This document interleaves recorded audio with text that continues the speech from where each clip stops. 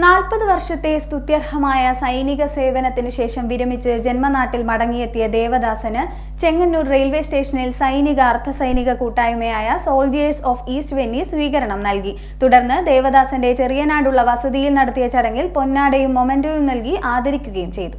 40 വർഷത്തെ സൈനിക സേവനത്തിന് ശേഷം ജന്മനാട്ടിൽ മടങ്ങിയെത്തിയ soldiers of east Venice member കൂടിയായ ദേവദാസിന് ചെങ്ങന്നൂർ റെയിൽവേ സ്റ്റേഷനിൽ വെച്ച് സൈനിക അർദ്ധസൈനിക കൂട്ടായ്മയായ സോൾജിയേഴ്സ് ഓഫ് ഈസ്റ്റ് വെന്നീസിന്റെ നേതൃത്വത്തിൽ സ്വീകരണം നൽകി.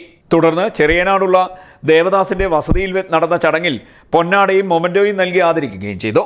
വേദനകളും സങ്കടങ്ങളും ഒക്കെ കടിച്ചമർത്തിക്കൊണ്ട് എന്ത് ദുഃഖം വന്നാലും സ്വന്തം ദേശത്തെ കാത്തുരക്ഷിക്കുവാൻ വേണ്ടി കഠിന ചൂടിലും തണുത്തുറയുന്ന മഞ്ഞിലും ജീവിതം ഹോമിക്കപ്പെടുവാൻ വേണ്ടി ജീവിതം പോലും അവരുടെ ജീവൻ പോലും അപകടത്തിലാണെന്ന് അറിഞ്ഞുകൊണ്ട് ഇന്ത്യക്ക് വേണ്ടി നമുക്ക് വേണ്ടി നമ്മുടെ ദേശത്തിന് വേണ്ടി കഷ്ടപ്പെടുന്ന പട്ടാളക്കാർ അതിലൊരാളാണല്ലോ ഇന്ന് ഈ കുടുംബത്തിലെ ശ്രീ ദേവദാസ് ചേട്ടൻ.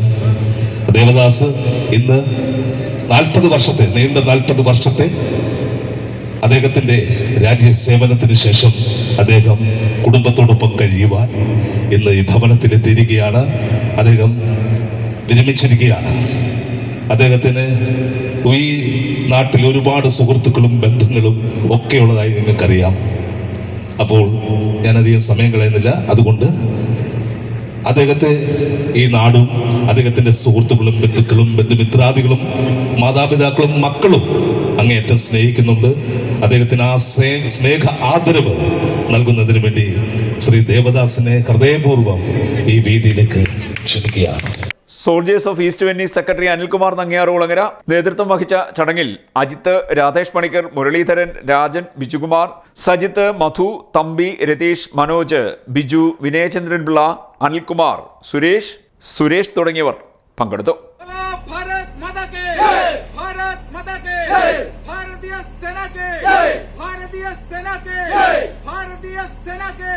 Soldiers of East Venice, CD Net News, Kayamkulam.